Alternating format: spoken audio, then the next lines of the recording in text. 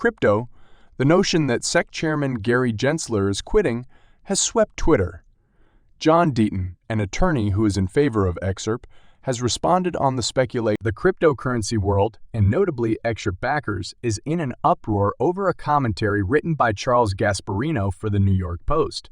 Gasparino questioned the judgment made by Judge Analisa Torres on XRP and the firm that uses the currency, Ripple Labs, in his article. The decision in the Securities and Exchange Commission's SEC case against Ripple is at the heart of the debate. According to the SEC, XRP is a security that must be regulated by the agency. However, Ripple maintains that XRP should be seen and used as a currency and not as securities. Contrary to the SEC's accusations, Judge Torres ruled that XRP is not a security and the matter is now closed. Many people now see Bitcoin regulation as something that falls beyond the scope of the SEC. CryptoLaw's founder and attorney, John Deaton, rushed to Twitter to express his approval with Judge Torres' ruling and to talk out his own legal fights with the SEC over the agency's treatment of cryptocurrencies in general and XRP in particular. Deaton blasted the case's atmosphere of tribalism and echo chamber politics, and he blasted the SEC for its asymmetrical approach to various cryptocurrencies. Deaton claims that the SEC's approach to cryptocurrency regulation has been inconsistent, citing the fact that Ethereum, another major cryptocurrency, has been granted a regulatory free pass in the past, while XRP has been subjected to intensive scrutiny. Despite objections alleging the judgment defies the policy reasons underlying the 1934 Securities Act, Deaton praised Judge Torres' finding, saying that she made the proper conclusion.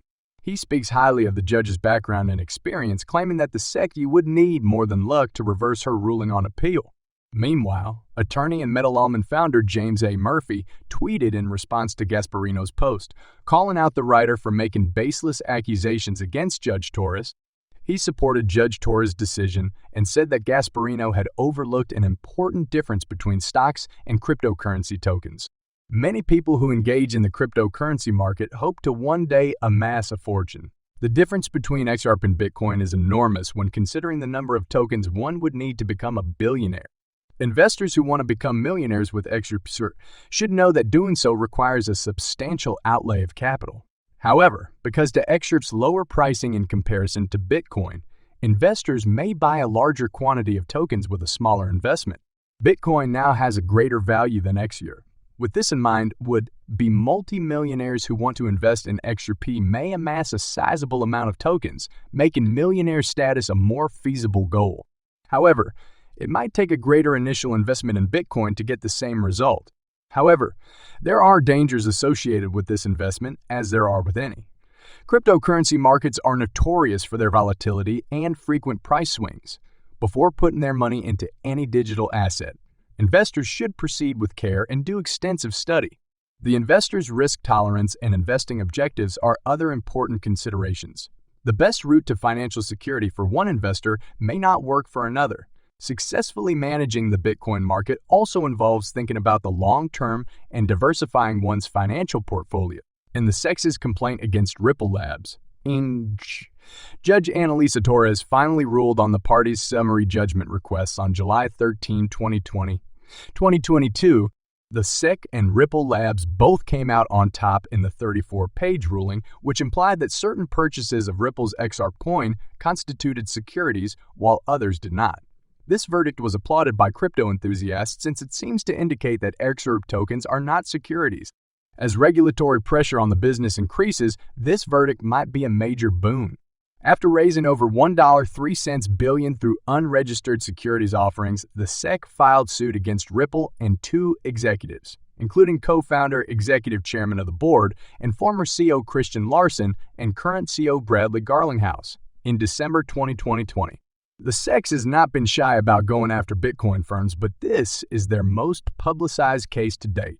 Ripple's XRP token was the third most valuable cryptocurrency at the time of the filing, behind Bitcoin and Ethereum. It was widely anticipated that Ripple would put up a formidable battle, given the company's resources. In the end, the institutional sales were completed with high net worth investors like hedge funds, private equity firms, and the like, and on their terms. These companies bought large quantities of XRP tokens from Ripple, and the company used the money to improve the market for XRP and develop uses for XRP's ledger. The court noted how far Ripple had gone to sell SERP and how it seemed to link the price of the coin to the company's own efforts. Ripple's claims that the buyers intended to use the tokens as currency or for some other consumptive purpose were rejected by the judge, who pointed to lockup provisions and or resale restrictions in the sale agreements as evidence. On the contrary, the judge concluded that all parties understood the sale of Excerpt to be an investment in Ripple's efforts. The judge seemed to be persuaded by the SEC's argument that the institutional sales were an unregistered securities since they met all four prongs of the Howey test. When it came to the programmatic sales, however, Judge Torres sided with Ripple. Ripple used standard bid, ask transactions on several exchanges to unload a part of its XRP holdings. Neither Ripple nor the purchasers were aware that they were really buying the tokens from Ripple. The judge's decision relied heavily on this detail. Programmatic buyers did not know who the seller was and could not have been directly investing in Ripple's future efforts, in contrast to institutional buyers who knew they were purchasing from Ripple and were ultimately investing in Ripple's future efforts. The judge reasoned that purchasers of Excerpt tokens can be motivated by factors unrelated to Ripple, such as the overall volatility of the cryptocurrency market. It was also implied in SEC filings that many programmatic buyers were entirely unaware of Ripple's existence. Judge Torres' decision shows that the XRP coin itself is not a security, especially in light of the split.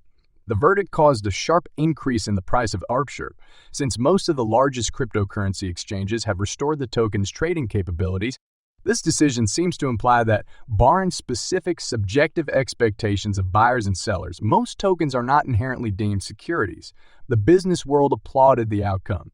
The judge found that the distributions in the third category, which included tokens given to Ripple personnel as part of pay packages and to third parties as part of efforts to expand the XRP ecosystem, did not meet the first prong of the Howey test.